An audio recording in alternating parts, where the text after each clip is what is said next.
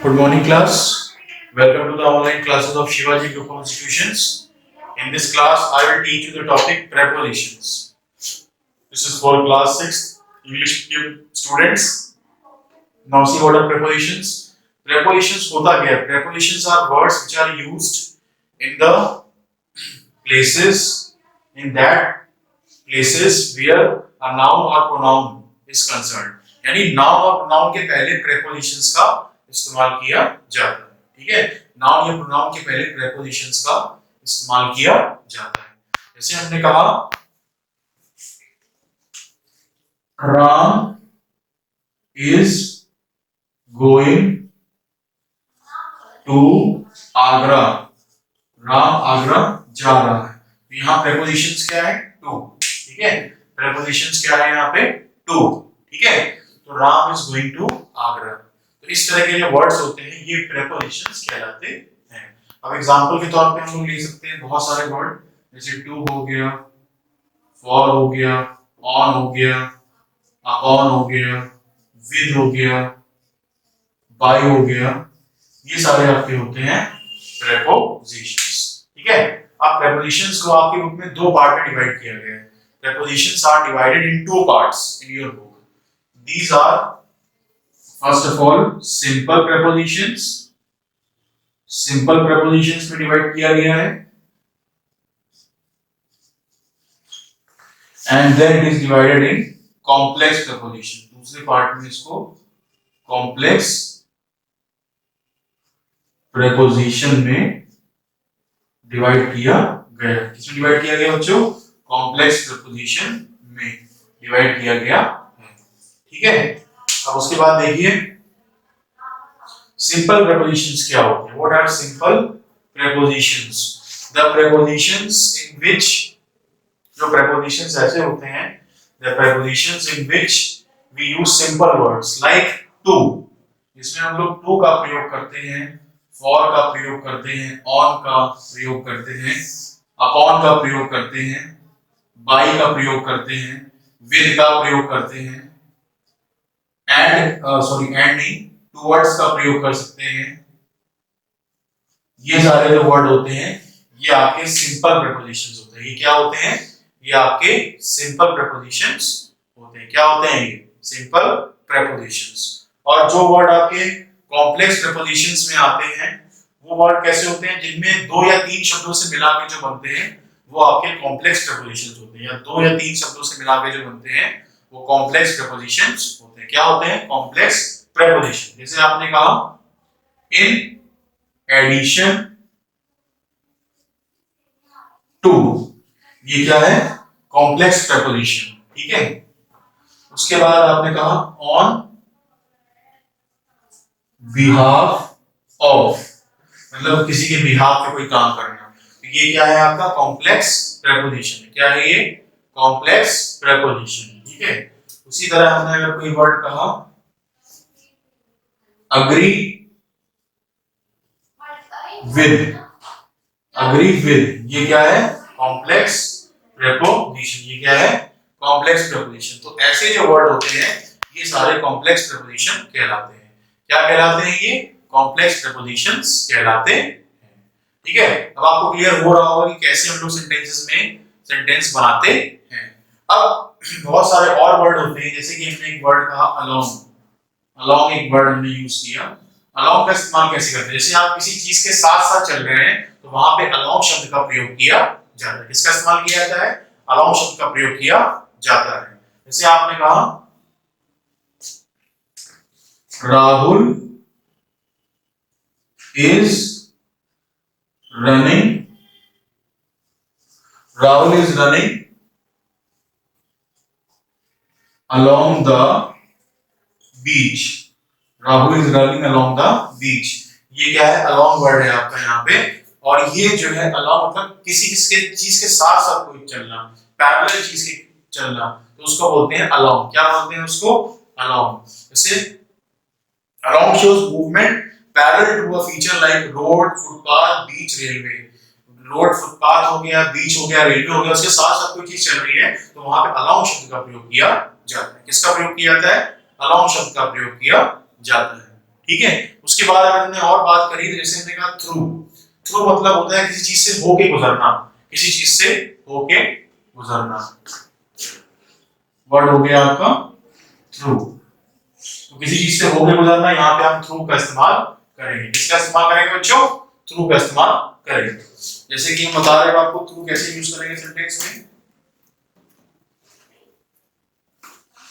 जैसे आपने कहा सेंटेंस में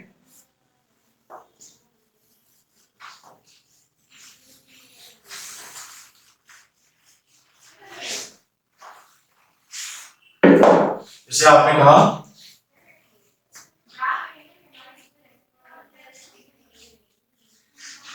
he is passing through a tunnel, he is passing through a tunnel। तो ये आपका जो है ये क्या है आपका?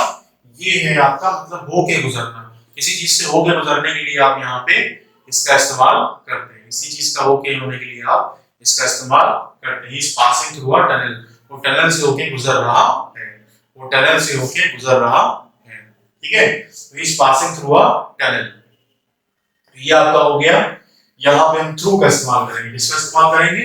हम थ्रू का इस्तेमाल करेंगे। किसका इस्तेमाल करेंगे? थ्रू का इस्तेमाल करेंगे, ठीक है बच्चों। उसके बाद हमने एक वर्ड लिया पास्ट, PAST। तो पास्ट वैसे तो मतलब भूतकाल के लिए भी इस्तेमाल करते हैं पास्ट टेंस, लेकिन यहाँ पे हम किसी लैंडमार्क की बात कर रहे हैं। Past shows movement with respect to a landmark, movement with respect to a landmark. जैसे हमने कहा Neha walks pass the park every day to reach her school. Neha walks past the park, Neha walks pass the park every day to reach the school, ठीक है। Neha walks पास यानी होके गुजरती है, नेहा जो है वो पार्क से होके गुजरती है रोज स्कूल जाने के लिए, रोज स्कूल जाने के लिए वो पार्क से होके गुजरती है। तो ये आपका हो गया पास्ट का मीनिंग। ये भी एक तरह का क्या है? प्रीपोजिशन है। क्या है बच्चों?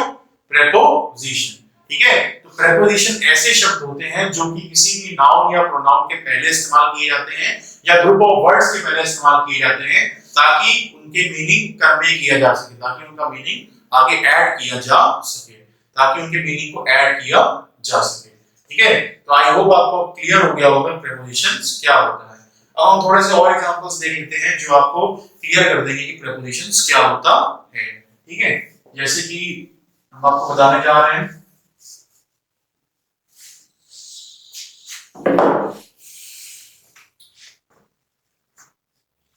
Ram came into the class, Ram came into the class। यहाँ पे into का मतलब मूवमेंट है, और वैसे भी into जब इस्तेमाल किया जाता है तो आप या तो अंदर की बात करते हैं या मूवमेंट की बात करते हैं, या तो अंदर की बात करते हैं या मूवमेंट की बात करते हैं। तो ये क्या हो गया? came into the class। तो यहाँ पे into शब्द का जो प्रयोग किया गया है ये क्या है? into जो है वो आपका मूवमेंट बता रहा है, और मूवमेंट के लिए ही into का इस्तेमाल किया जाता है। तो आप यहाँ पे into ही इस्तेमाल कर सकते हैं, to इस्तेमाल नहीं कर सकते हैं। तो आप क्या बोलेंगे? he came into the class, वो क्लास में आया, यानी क्लास में चल के आया वो। यहाँ पे इसको हम क्या बोलेंगे? इसको हम बोलेंगे मूवमेंट, ठीक है। तो ये into का इस्तेमाल हो गया। उसके बाद by का इस्तेमाल देखते हैं या with का। with और by कैसे यूज करते हैं? Ram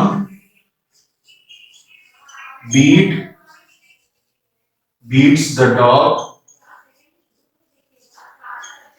with a stick। Ram beats the dog with a stick। यहाँ पे with का इस्तेमाल हमने किया है। किसका इस्तेमाल किया है? with का इस्तेमाल हमने किया है। राम जो है वो डॉग को स्टिक से मारता है। किससे मारता है? स्टिक से मारता है डॉग को। तो यहाँ पे हमने with का इस्तेमाल किया है। किसका इस्तेमाल किया है? with का इस्तेमाल किया है, ठीक है। तो with क्या हो गया यहाँ पे? with जो हो गया वो इंस्ट्रूमेंट के लिए इस्तेमाल किया जा रहा है। किसके लिए इस्तेमाल किया जा रहा है? इंस्ट्रूमेंट के लिए इस्तेमाल किया जा रहा है। तो यहाँ पे ये विद क्या होगा, ये हो गया प्रीपोजिशन। अब बाय का एग्जांपल देख लेंगे। बाय के लिए हमने कहा what is the time by your watch. What is the time by your watch, आपकी घड़ी में क्या समय हुआ है। What is the time by your watch. यहां पे हमने बाय का इस्तेमाल किया है। ये जो बाय है ये आपका क्या है, ये बता रहा है कि किसके द्वारा कोई काम किया जाता है। या अगर घड़ी की बात करते हैं तो घड़ी के लिए भी आप बाय का ही इस्तेमाल करते हैं। इसका इस्तेमाल करते हैं बच्चों, बाय का इस्तेमाल करते हैं।